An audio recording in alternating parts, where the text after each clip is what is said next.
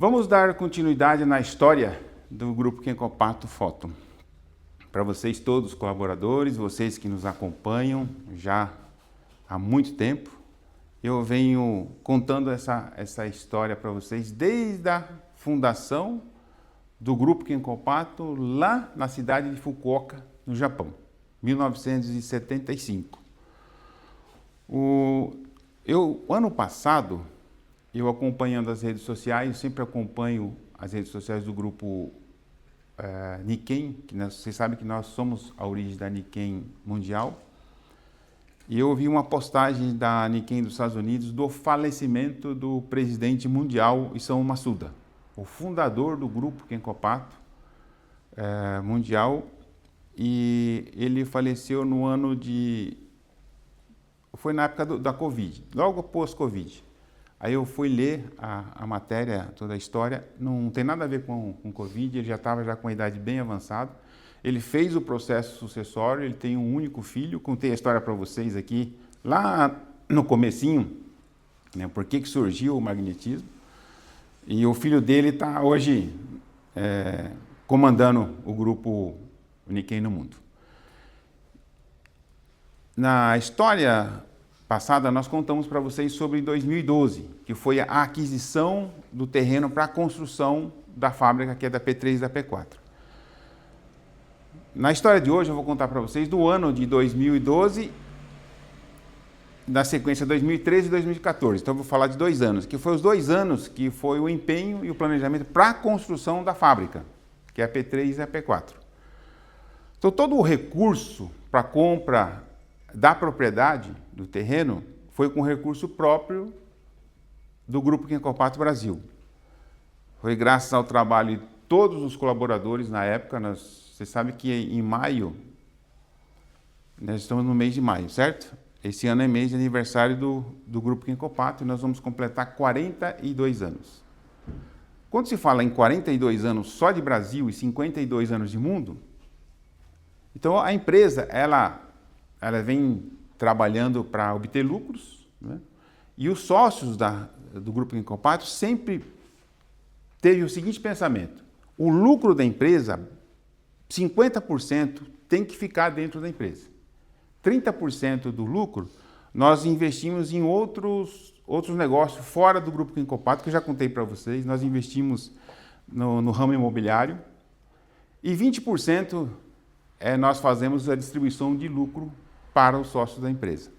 Então, dessa parte do lucro da empresa, que é investir na empresa, então a empresa ela acumulou lucro e onde ela fez um planejamento para construir a fábrica que é P3 e P4.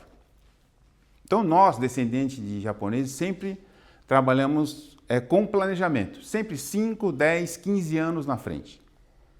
E sempre vamos fazendo uma reserva de caixa para investimento na empresa, como ampliação de fábrica, construção de novas fábricas, lançamento de produtos, ampliação também do quadro de funcionários, investimento na rede. São treinamentos que a empresa investe muito na parte de treinamento, vai buscar treinamentos fora do Brasil para trazer e implantar em toda a rede. Então nós fizemos um planejamento com bastante detalhe para a construção da planta 3 e 4. Eu sempre gostei de construção. Então, na época, nós éramos em 2 sócios. Era eu e o Renato. Muitos de vocês que estão aqui conosco há muito tempo, nossos líderes que nos acompanham há muito tempo, acompanhou que na época nós éramos somente em 2 sócios. Hoje nós somos em 5 sócios, que é o Lucas, o Gustavo e o Bruno, que somou ao grupo de empresas, que hoje são os sucessores do Grupo Kenkopato, e nós estamos no conselho, nós não estamos mais na gestão do Grupo Kenkopato já faz alguns anos. Então, quando nós fizemos o planejamento para 2013 e 2014, que é a construção da fábrica, fizemos com bastante detalhe. Nós conversamos muito com cada líder de produção. O Cláudio, que está conosco há muito tempo, conhece muito bem os procedimentos de fábrica. Então, eu precisei muito do apoio do Cláudio, porque quando você conversa com a liderança, o que ele necessita na linha de produção, na expedição, os detalhes, por exemplo, o distribuidor quando vem retirar o produto, quando vem um caminhão, por exemplo, vem uma carreta carregar. Então, tudo isso você tem que colocar no planejamento de fábrica, onde que ela manobra, onde ela vai encostar, vai dar distância para ela poder carregar e não atrapalhar o trânsito na rua. Então, são detalhes que nós conversamos com cada um de vocês e nós fizemos um planejamento. Nessa obra, nós construímos ela em um ano.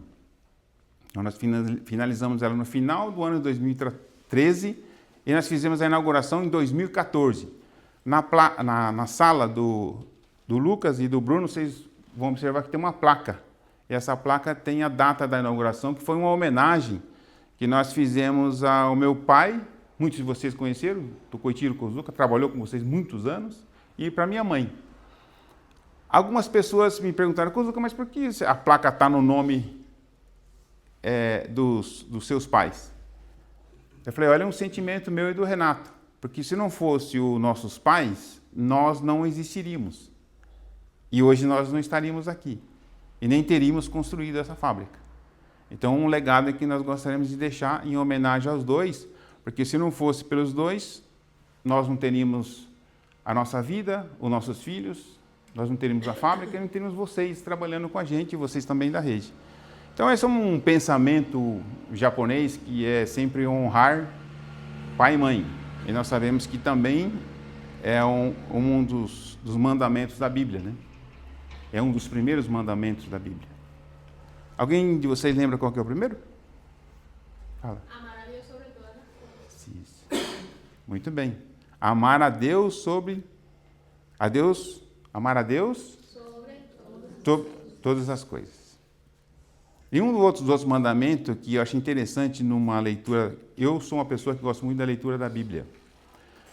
E eu não sabia disso. Se você pegar os 10 mandamentos da Bíblia, Deus só deixou 3 mandamentos que é dele.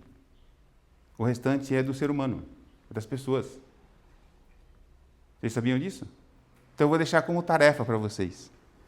Quando vocês lerem os 10 mandamentos da Bíblia, presta atenção. Deus só tem 3 leis que é dele. Ele deixou para ele e para a humanidade. As outras leis é voltada somente para o ser humano. Então, a lei de Deus, então, 2 delas eu já falei, né? Que vai ter mais uma que eu quero que vocês depois... É uma maneira de você despertar o seu interesse em buscar. Olha que eu já tenho alguns anos de jornada.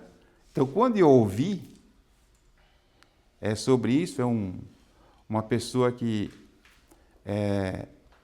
tem muita influência nas redes sociais, e quando ele fez esse comentário, eu fui buscar, e realmente... Então é isso. Então quando nós fizemos essa placa, então nós fizemos em honra a meu pai e minha mãe.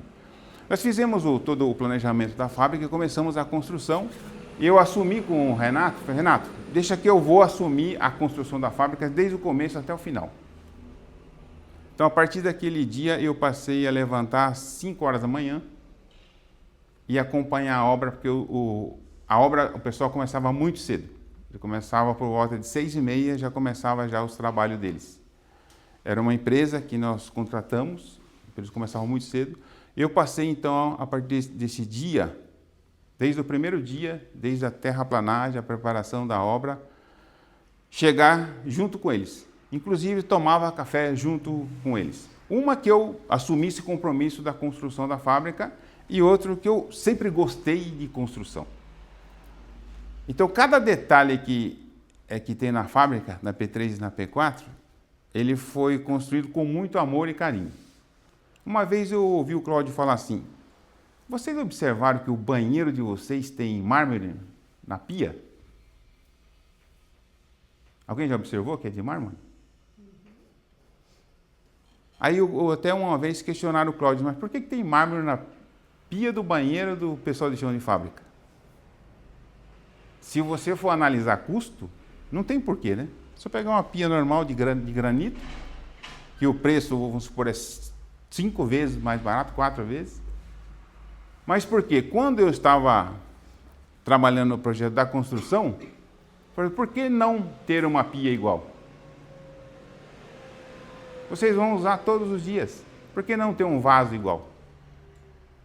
Então, esse é o sentimento quando nós nos colocamos no lugar de cada um de vocês. Por isso que, às vezes, os nossos líderes internos de fábrica pegam no pé de vocês, né? Olha, tem um papel no chão, olha, tem um papel no banheiro, olha, limpa aqui, limpa. Porque sempre há preocupação no quê? Das outras pessoas que vão usar na sequência. E foi construído para ser uma empresa centenária. E por que não colocar o melhor? Então foi com esse amor que nós construímos a fábrica. E quando você também pensar assim, vocês que estão aqui, me acompanham aqui no presencial, vocês também da rede, quando você faz algo com amor e você dedica, tudo vai sair com perfeição. Sempre você se coloca no lugar da pessoa que vai usar ou que vai entrar depois. O ambiente da sua casa vai mudar, você pode ter certeza. Então, quando nós assumimos esse compromisso, tem várias coisas interessantes. Quando o Guilherme falou, Cozuca, na segunda-feira vai ter a pauta do senhor sobre a história da Kenkopato. Eu falei, bom, agora eu preciso rever um pouquinho da história, né? Na cabeça, para trazer para vocês que é o ano da construção. Então, foi o ano que eu assumi esse compromisso e passei a construir a fábrica junto com o pessoal. Mas eu vou contar um episódio para vocês que eu achei interessante. Porque quando você vai para a obra, você não vai de terno, né? Como eu estou aqui hoje. Então eu vinha de jeans, de bota cheia de barro, porque vinha todo dia, não dava para você vir com sapato. Então já pegava a bota que já estava com barro e vinha. Então você já vinha já com roupa de igual. E era umas 5h30 da tarde. Normalmente o pessoal fecha 5 horas, 17 horas. Estava fechando, né? Já para ir embora o pessoal, estava no auge da obra. Aí encostou um carro. Eu vi que ele estava na frente fazendo algumas perguntas, ele encostou. Aí eu, pois não? Aí ele falou assim, bacana, né? Já estava com a estrutura montada, essa fábrica. Ele falou, o que vai ser aqui? Eu falei, é uma empresa do grupo Kenkopato. Aí ele falou assim, eu conheço o presidente da empresa, o dono da empresa. Eu falei, que bacana, é um japonês. Eu falei, é um japonês, né? E como ele falou assim, ele já estava empolgado para contar a história, quando eu falei que era uma empresa da Kenkopato, ele falou, rapaz, então, eu falei, mas me conta um pouco desse presidente, como é que ele é? Aí ele falou, rapaz, é uma pessoa muito bacana, viu? Inclusive, eu conheci ele também na igreja, né? Já há muito tempo. Inclusive, também forneço alguns produtos para a empresa, ele que me introduziu na empresa, né? Eu falei, mas fala mais um pouquinho dele, é gente boa ele? Nossa! Mas imagina uma pessoa, gente boa, né? Está há muitos anos aqui. E ele conta, aí eu dei corda, né, para ele, né? Porque achei interessante ele falar da pessoa, né, que conhece o presidente, né? Aí eu fiquei pensando comigo, mas o presidente está no Japão, né? Essa história, né? Bom, aí foi dando corda. Aí no final da história, depois de quase meia hora de conversa, ele contou o que ele fazia, né? Porque eu achei interessante a história dele, né? Já há tanto tempo em Sorocaba, né? Você era casado, tinha filho, vocês me conhecem, né? Aí fui me aprofundando e no final falei, eu preciso perguntar quem que é esse presidente, né? Aí eu perguntei, você pode me falar o nome dele? Ele falou assim, é aquele japonesão grandão, é o Cláudio. Então, olha que interessante, né? O que eu quero trazer para vocês, um ensinamento que eu fui buscar na memória e um dos pontos que eu lembrei foi isso. O Cláudio, você vê, ele é uma pessoa que ele não veste a camisa da empresa, né? Ele é a empresa. Qualquer pessoa que conversar com o Cláudio, se ele não falar o que ele faz, tu fala, esse cara é o dono. É o jeito dele. Então, foi isso que eu tirei naquele dia de ensinamento. Às vezes, você é o dono na empresa, você não precisa ter a postura, querer mostrar para as pessoas que eu sou o presidente, eu sou o dono. Não precisa, acho que não tem essa necessidade. E naquele dia, quando eu fui embora muito feliz. Cheguei em casa, comecei a refletir. E nessa reflexão eu pensei assim, puxa, mas é bacana você ouvir uma história que é contada por uma pessoa de fora, que foi Cláudio, eu não lembro o nome dele, eu sei que até te contei essa história, mas isso me marcou. Então, que ensinamento eu quero deixar para vocês, né? Vocês vão evoluir, vão crescer na vida de vocês como profissionais, mas deixa a sua profissão ela aparecer naturalmente. Não precisa você falar o que você é, o que você faz, né? Não tem essa necessidade. Então, esse foi um dos aprendizados que eu tive durante esta construção. E uma outra fase interessante, que quando chegou na parte final, que era para fazer a parte elétrica e também os acabamentos, né? Aí, então teve 2 pontos interessantes. Uma, quando chegava o saco de cimento, eles tinham que numerar. Porque chegava uma carga de cimento com 50 sacos. Eles tinham que numerar com o pincel tônica de 1/50, 1/50, 2/50, todos os números. E o pessoal de obra não entendia por que tinha numerar e depois, antes de descer no caminhão. E depois de numerar, eles tinham que usar o saco de cimento e guardar aquela numeração.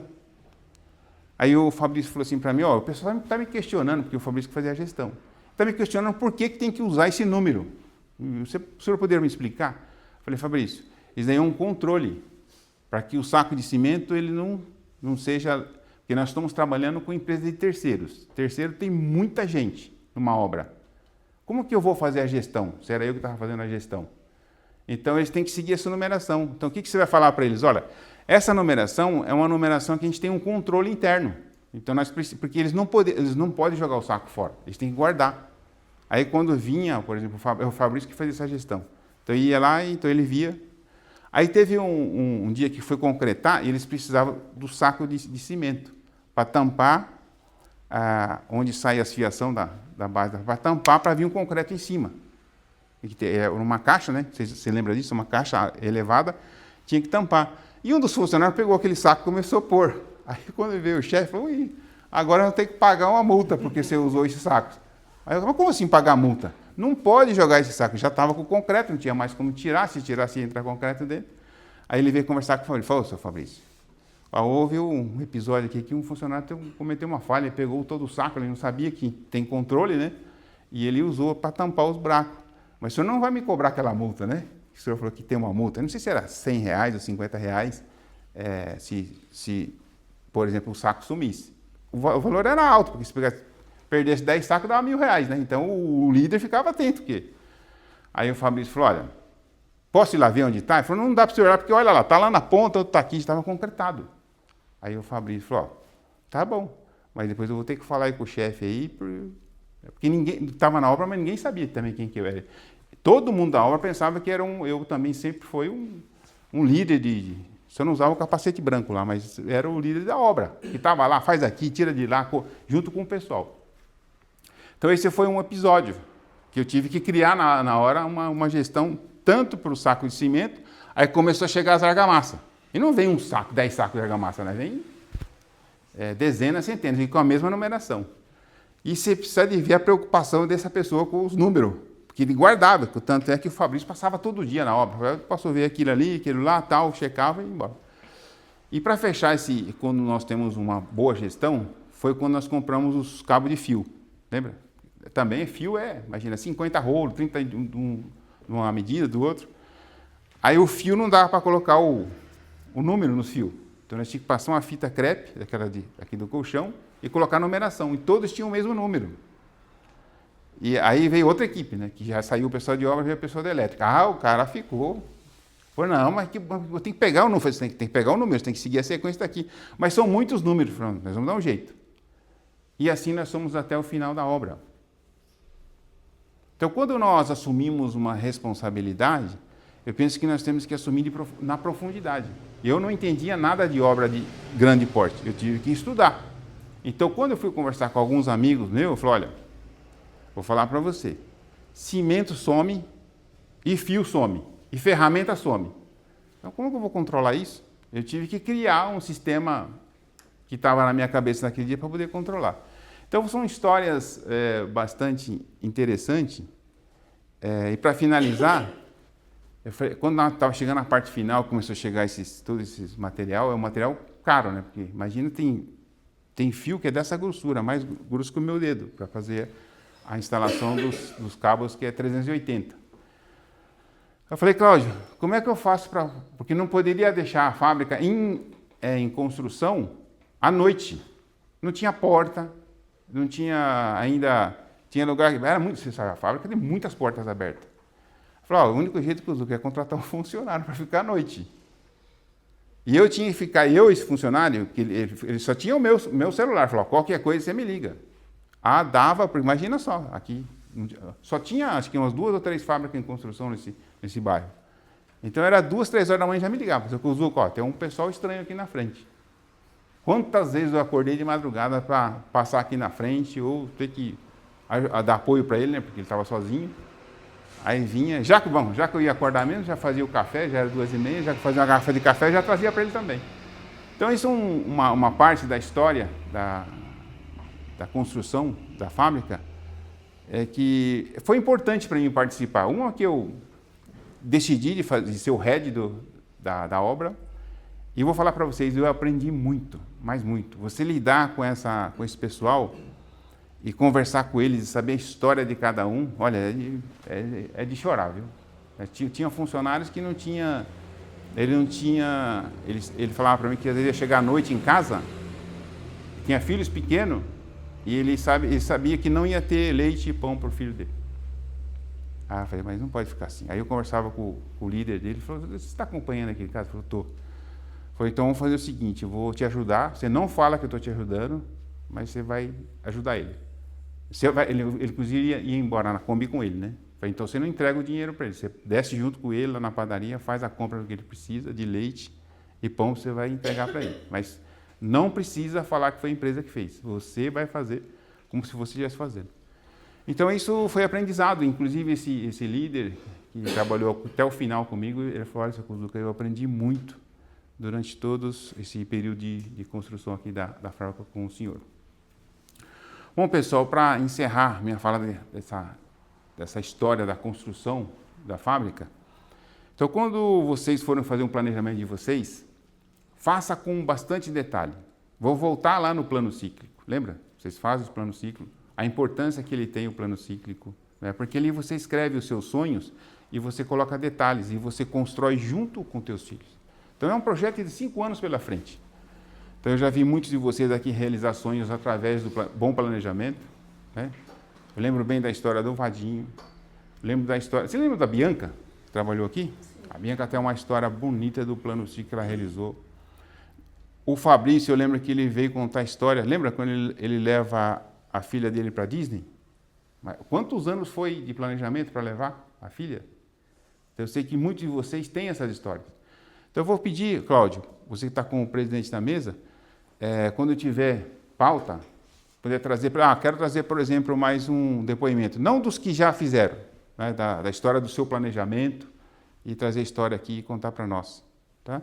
Nesse dia, Lucas, se puder filmar, deixar gravado, seria bacana. Tá?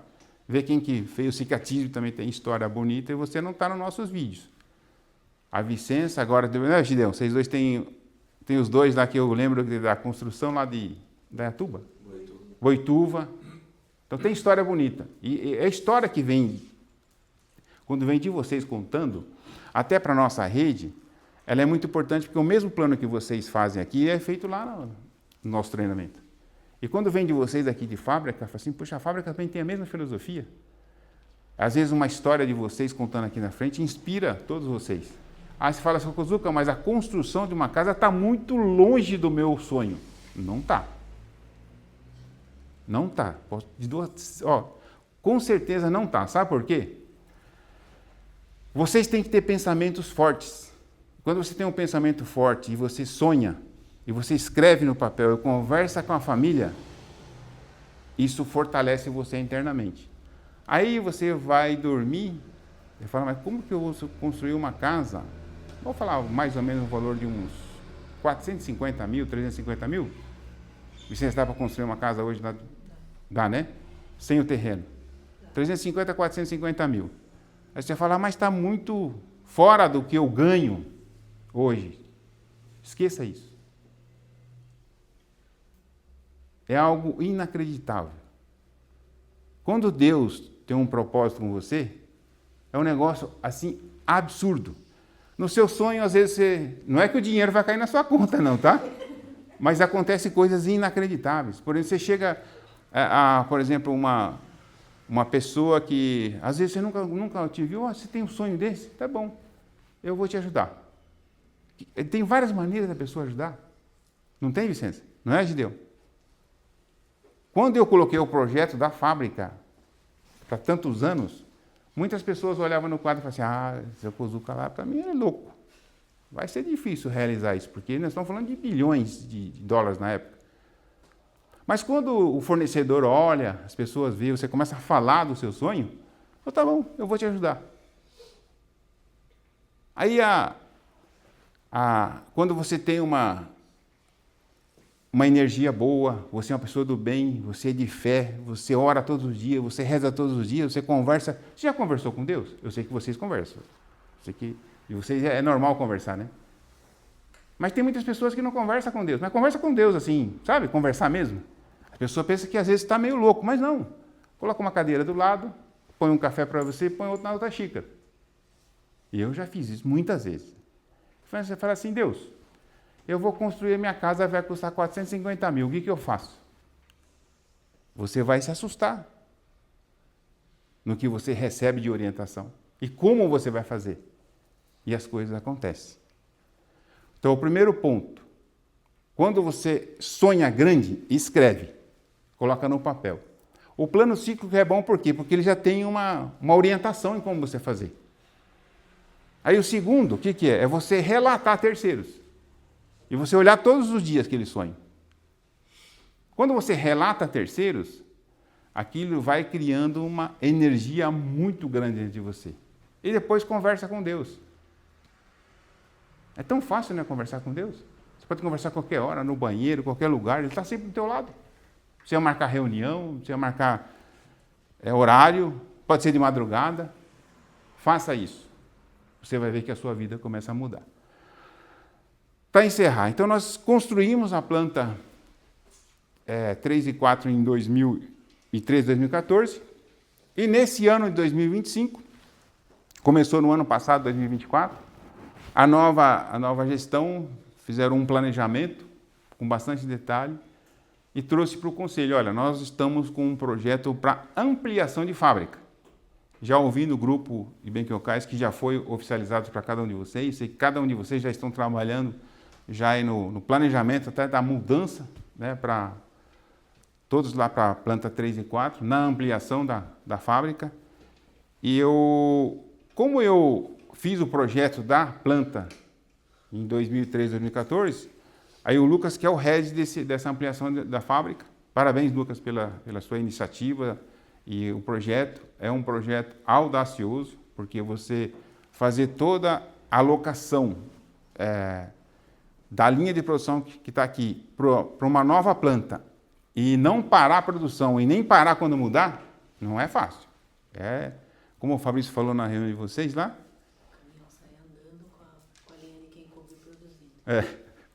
fazer a mudança com a linha de quem cobriu produzindo, até a outra planta. Eu gostei dessa colocação. Mas eu penso o seguinte, acho que com a força de vocês, a inteligência de vocês estão todo mundo com o mesmo propósito, isso vai dar certo. Então, Lucas, olha, foi bacana aquela ideia, aquele projeto, foi aprovado pelo conselho. Aí o Lucas, com o time dele, falou, Kozuka, como o senhor fez a planta 3 e 4, o senhor não poderia nos aconselhar, porque o senhor tem todos os projetos, né, fez com bastante detalhe. Aí uma coisa também que eu fiz na época, sempre foi todas as obras que eu fiz, eu sempre tirei foto e filmei, principalmente a parte que fica na parte subterrânea, né, fica embaixo do concreto e dentro das paredes. Então sempre eu filmei todas as partes. Eu falei, Lucas, vou te ajudar. E quando eu faço o primeiro bem que eu caio com ele, já trago todos os vídeos e as fotos, está tudo aqui. Ó. Até o Cláudio falou que eu preciso saber qual que é a altura do piso da P3 e da P4, porque a estrutura que vai ser montada em cima é muito pesada. Eu falei, não, além eu não tenho o laudo que foi a quantidade de concreto que tem, mas eu tenho os filmes e as fotos. Aí quando eu mandei para ele, mandou o fornecedor, falou, não, tranquilo.